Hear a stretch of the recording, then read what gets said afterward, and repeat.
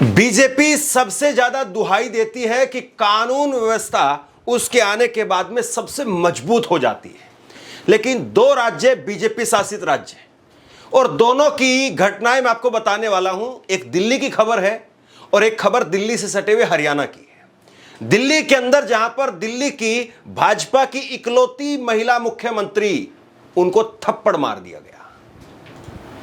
ना केवल थप्पड़ मारा बल्कि खबरें तो यहां तक हैं और खुद मंत्री का बयान है कि मुख्यमंत्री के बाल पकड़ लिए गए।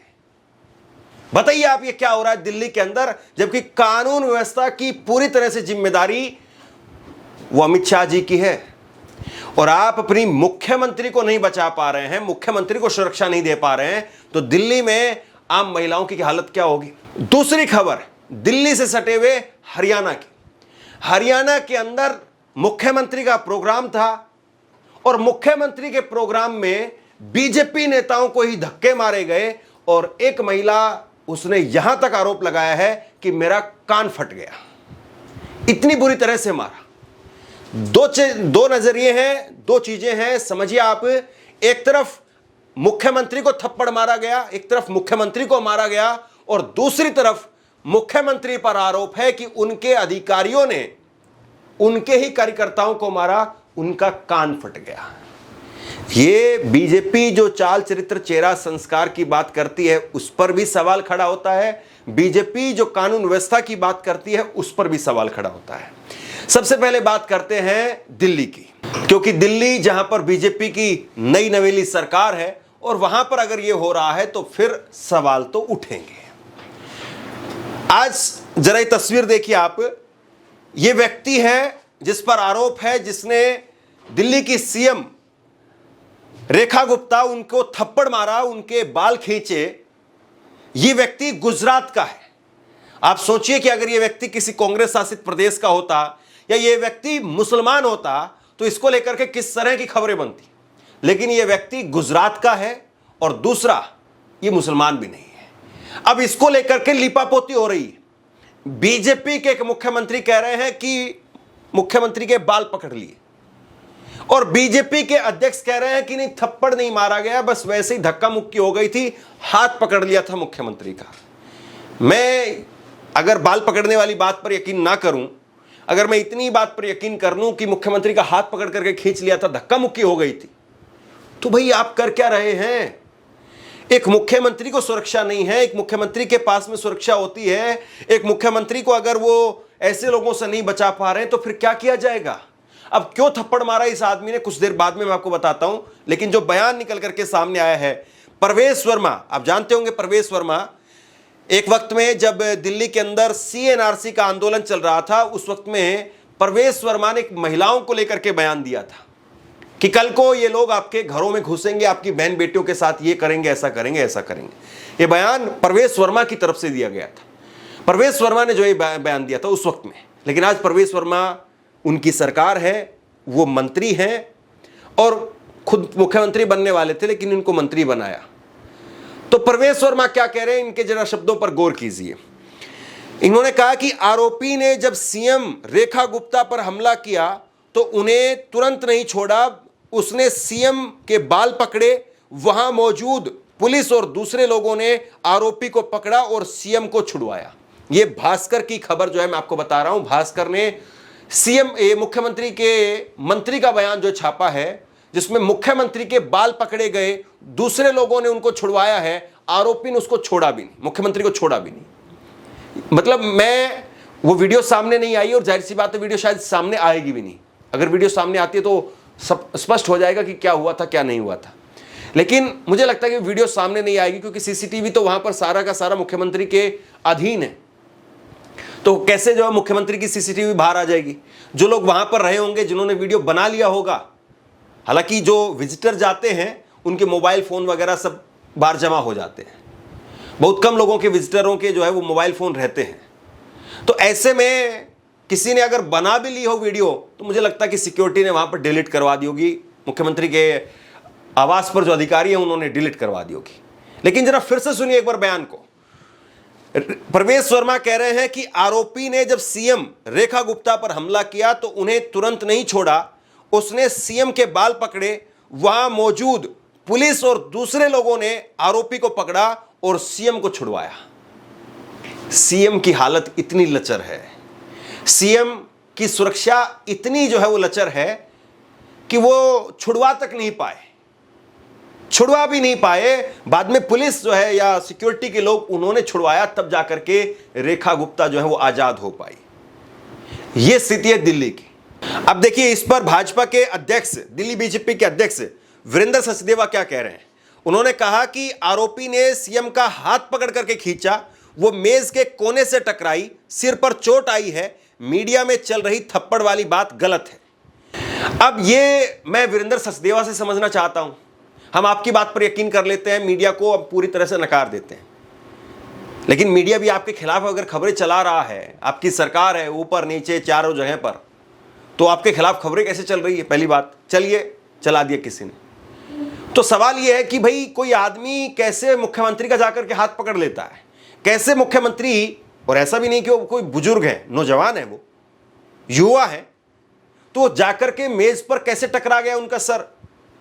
तो इतना सब कुछ हो रहा था तो सिक्योरिटी के लोग कहां थे भाई? ज्यादा से ज्यादा ये हो सकता है कि कोई आदमी हो और कोई आदमी एकदम से लपक करके झपक करके हाथ पकड़ ले, ऐसा कुछ कर सकता है, लेकिन सिक्योरिटी के लोग जस्ट पीछे होते हैं। तो कहां थे सिक्योरिटी के लोग उस वक्त में? सीएम की सिक्योरिटी क्या है, इतनी लचर है?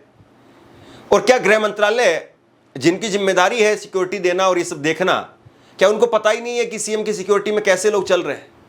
दिल्ली पुलिस ने आरोपी पर अटेम्प्ट टू मर्डर यानी हत्या की कोशिश का केस दर्ज किया है। मीडिया रिपोर्ट्स के अनुसार आरोपी को आज ही कोर्ट में भी पेश किया जाएगा। आरोपी का नाम राजेश भाईजी खिमजी भाई सकरिया, जो कि 41 साल के हैं, वह गुजरात के राजकोट का रहने वाला है। मंत्री प्रवेश वर्मा ने दावा किया है कि आरोपी 24 घंटे से सीएम की रेकी कर रहा था। अब मुझे नहीं पता है कि प्रवेश वर्मा वो इस तरह के बयान क्यों दे रहे हैं। प्रवेश वर्मा क्या पार्टी के इंटरनल पॉलिटिक्स की वजह से ऐसा बयान दे रहे हैं? आपके अध्यक्ष बिल्कुल नकार रहे हैं। आपके मंत्री प्रवेश वर्मा वो कह रहे हैं कि बाल पकड़ लिए, काफी देर तक पकड़ा रखा, लोगों ने आकर के छुड़वाया, फिर वो कह रहे हैं कि 24 घंटे रेकी हो रही थी। तो मतलब और बड़े सवाल कि आप ये तक नहीं पता कर पा रहे हैं कि आपकी रेकी की जा रही है, सीएम हाउस की रेकी की जा रही है। इतनी लचर है दिल्ली में कानून व्यवस्था। दिल्ली के अंदर अभी 2 दिन पहले ही खबर आई, डीपीएस स्कूल, मॉडर्न स्कूल, कई स्कूलों के अंदर बम की खबर निकल करके सामने आई, और ऐसी खबरें रह रह करके सामने आती हैं। फोन किया जाता है, फोन करके कहा जाता है कि सर आप अपने बच्चे को लेने के लिए आ जाइए। उधर से माँ बाप पूछते हैं कि क्या हुआ, सब ठीक है? सर अभी कुछ कह नहीं सकते, आप आ जाइए फोन करके। सोचिए कितनी हड़बड़ाहट में एक माँ बाप स्कूल भागता है, स्कूल से फोन आता है कि बच्ची को ले जाइए, और उधर जाकर के पता चलता है, क्योंकि फोन पर कोई बताता नहीं कि स्कूल में बम की अफवाह है। अगर ऐसा बोल दे तो हो सकता है कि माँ बाप की और हाथ पांव फूल जाए। माँ बाप हड़बड़ाते हुए वहां पर पहुंचते हैं और माँ बाप कहते हैं कि क्या हुआ, मेरा लाल कहां है, मेरी बेटी कहां है? और फिर बताते हैं कि साहब वैसे तो सब ठीक है, लेकिन बम की अफवाह है। अब स्कूल वालों का कोई दोष नहीं है, परिवार वालों का कोई दोष नहीं है, बच्चों का कोई दोष नहीं है। दोष किसका है? सरकार का, सिस्टम का, कि जो ऐसी अफवाहों पर लगाम नहीं लगा पा रहे हैं। दिल्ली में लगातार ऐसी अफवाहें, लगातार ऐसे जो है वो खबरें निकल करके सामने आती कि आज इस स्कूल को, इस स्कूल को, इस स्कूल को, ये 10-12 स्कूल को टारगेट कर करके किया जाता है। आप वहां पर काम नहीं कर पा रहे हैं, आपकी मुख्यमंत्री को थप्पड़ मारा जा रहा है, आप उसको नहीं रोक पा रहे हैं, और फिर दुहाई देते हैं मोदी जी के राज में, अमित शाह जी के राज में कानून व्यवस्था बड़ी चुस्त दुरुस्त है। खुद अमित शाह यूपी में जाकर के कहते हैं कि 16 साल की लड़की आधी रात को गहने लाद करके जा सकती है, और वो दिन दहाड़े अपनी ही मुख्यमंत्री को सुरक्षा नहीं कर दे पा रहे हैं। सोचिए इससे लचर व्यवस्था क्या होगी। अब दूसरी खबर पर मैं आपको ले चलता हूं। हरियाणा में, हरियाणा के अंदर एक खबर निकल करके सामने आई। तस्वीरें जरा आप देखिए। यहां पर मुख्यमंत्री का कार्यक्रम था, नायब सिंह सैनी, उनका कार्यक्रम था 15 अगस्त का। अब ये खबर अब निकल करके सामने आई है। सोचिए इस खबर को दबाने के लिए, इस मामले को दबाने के लिए कितनी कोशिश की गई होगी, लेकिन ये खबर अब निकल करके सामने आई है। 15 अगस्त का कार्यक्रम था रोहतक के अंदर, रोहतक जिले में, हरियाणा के, और वहां पर मुख्यमंत्री 14 तारीख को ही पहुंच गए शाम को, और 14 तारीख को कहा कि भाई कल 15 अगस्त को सरकारी काम करना है, सरकारी कार्यक्रम करना है, झंडा फहराना, वो तो सुबह कर लेंगे। अभी 14 तारीख को थोड़ा सा बैठक कर लेते हैं, मीटिंग कर लेते हैं, जो लोग नाराज हैं उनको मना लेते हैं। तो इसलिए कहा गया कि जो जिला अध्यक्ष हैं, अधिकारी वगैरह हैं, मंडल के अधिकारी हैं, वो सब आ जाइए। बुलावा भेज दिया गया, सब पहुंच गए वहां पर। कुछ खबरों में ये है कि इनको बुलाया गया था, इनको नहीं बुलाया गया था। जैसे मान लीजिए कि जिला अध्यक्षों को बुलाया गया था, बाकी प्रभारी वगैरह और ये सब जो है वो जो मंडल के अधिकारी हैं उनको नहीं बुलाया गया था। लेकिन जाहिर सी बात है, जब आपको पता चलता है कि भाई आपका मुख्यमंत्री आया हुआ है, मुख्यमंत्री नए हैं, तो लोग मिलना चाहते हैं, काम करवाने के लिए लोग मिलना चाहते हैं, पर्सनल काम के लिए लोग मिलना चाहते हैं। कई बार कोई आपसी जो है वो राजनीति की वजह से लोगों को पीसा जा रहा हो तो शिकायत करने के लिए लोग मिलना चाहते हैं, किसी न किसी तरीके से लोग मिलना चाहते हैं। और मुख्यमंत्री वो वीडियो बनवाते हैं अपने चंडीगढ़ के संत कुटीर आवास की, वहां पर वीडियो बनवाते हैं और वहां पर वीडियो बनवा करके पीआर के तरीके से उन वीडियो को जो है वो शेयर किया जाता है कि देखो मुख्यमंत्री जी तो किस तरीके से अपने घर संत कुटीर में, उसमें जो है संत कबीर कुटीर के अंदर खड़े होकर के वो जन मेला लगाते हैं रोजाना, कि लोगों से मुलाकात हो रही है, वहां पर लोग आते हैं, उनके जनता दरबार लग रहा है उनके वहां घर पर। मुझसे एक व्यक्ति ने कहा कि भाई हमारे घर के सामने पानी भरा रहता है, जो सड़क है, दुकान है, वो बर्बाद हो रही है, ग्राहक नहीं आ रहे हैं, कई दिन हो जाते हैं, बोनी नहीं होती है, मैं क्या करूं, मैं क्या सीएम के दरबार में जाऊं, वहां पर जनता दरबार में, वहां पर सुनवाई हो जाएगी। तो मैंने कहा कि भाई 10,000 रुपये लगाओगे आप, 10,000 रुपये खर्च करके, गाड़ी करके, 2-4 आदमियों को लेकर के जाओगे, क्योंकि जाहिर सी बात है अकेला आदमी जाएगा तो शायद कहां पर सुनवाई हो पाएगी। 10,000 रुपये लगा करके, गाड़ी लगा करके आप वहां जाओगे और वहां जाकर के कहोगे कि भाई हमारी दुकान जो है वो बर्बाद हो रही है, हमारी जो रोजी रोटी नहीं चल पा रही है, कई दिन हो जाते, बोहनी नहीं होती है, हजारों रुपए, लाखों रुपए लगा करके बैठे हुए हैं, तो आप सुनवाई करिए। पता नहीं उसके बाद में सुनवाई होगी कि नहीं होगी, क्योंकि पानी को बरसाती पानी कह करके नकार दिया जाएगा, जबकि वो कह रहे हैं कि कई महीनों से वो परेशान है, बारिश का मामला नहीं है। खैर, खबर पर आते हैं। अब रोहतक के अंदर लोग पहुंच जाते हैं। मुख्यमंत्री के खुद के चेहरे की हवाइयां उड़ी हुई थी कि ये क्या हो रहा है भाई, ये क्या हो रहा है, ऐसे करके। तो मुख्यमंत्री के चेहरे की जब हवाइयां उड़ी हुई थी तो उनके सिक्योरिटी के लोगों ने देखा वहां पर कि ये तो बड़ा मामला अटपटा हो गया है। फिर उसके बाद में मुख्यमंत्री वो एक दूसरे कमरे में चले गए और वो पदाधिकारी पीछा करते करते मुख्यमंत्री का वहां तक चले गए। फिर उसके बाद में वहां पर हालात जो बिगड़ने लग गए, धक्का मुक्की शुरू हो गई, और धक्का मुक्की होते होते फिर वहां से लोगों को बाहर किया गया।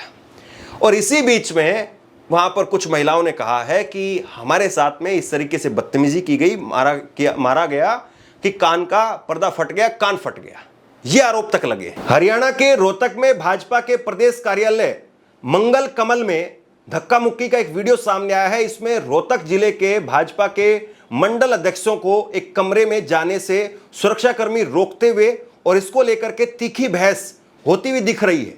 एक नेता को सुरक्षाकर्मी धक्का मार करके दूर करते हुए दिख रहे हैं। एक महिला नेता के साथ भी ऐसा ही हो रहा है। महिला नेता ने यहां तक कहा कि उनका कान फट गया है। यह वीडियो 14 अगस्त का है। इस दिन सीएम नायब सिंह सैनी रोहतक में थे। कहा जा रहा है कि मंडल अध्यक्ष जिस कमरे में जाने की कोशिश कर रहे थे उसमें अंदर सीएम नायब सिंह सैनी बैठे हुए थे। मंडल अध्यक्ष सीएम से मिलना चाह रहे थे, लेकिन सीएम सिक्योरिटी व पुलिस उन्हें रोक रही थी। इसी दौरान खूब बहस होती रही। नेता ऊंची आवाज में बोलते रहे।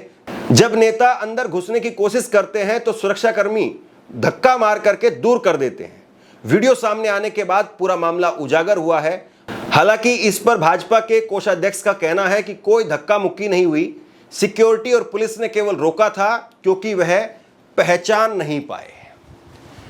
अब गजब सिक्योरिटी है मुख्यमंत्री की, गजब जो है वो उनके सुरक्षाकर्मी हैं, अपने ही नेताओं को नहीं पहचान रहे हैं। चलिए, बहुत बार होता है कि लोग नहीं मिल पाते हैं, भीड़ हो जाती है, सिक्योरिटी होती है, धक्का मार देती है, लेकिन ये तो कोई ऐसे भीड़ नहीं थी। मुख्यमंत्री बैठे हुए थे और मुख्यमंत्री एक कक्ष में बैठे हुए हैं, तो जाहिर सी बात है उससे पहले ही कई लेयर की सिक्योरिटी होती है। गेट से बाहर रोक दिया जाता है, फिर चेक किया जाता है कि हाँ ठीक है, मैं फलां जिले का अध्यक्ष हूँ, फलां जिले से मैं मंडल अध्यक्ष हूं या प्रभारी हूं तो उसके बाद जाने दिया जाता है।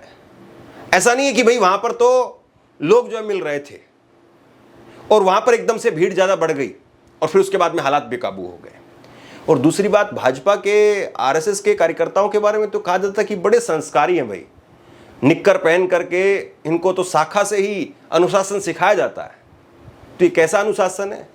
पहला सवाल तो भाजपा के कार्यकर्ताओं पर ही उठता है कि अगर वो धक्का मुक्की कर रहे थे और अगर उधर से धक्का मुक्की सीएम के सुरक्षा कर्मियों ने की है, तो आप अगर बीजेपी के कार्यकर्ताओं के साथ में ये कर रहे हैं, उनका कान का पर्दा फट जा रहा है महिला का, तो फिर आप आम जन के साथ में क्या करते होंगे?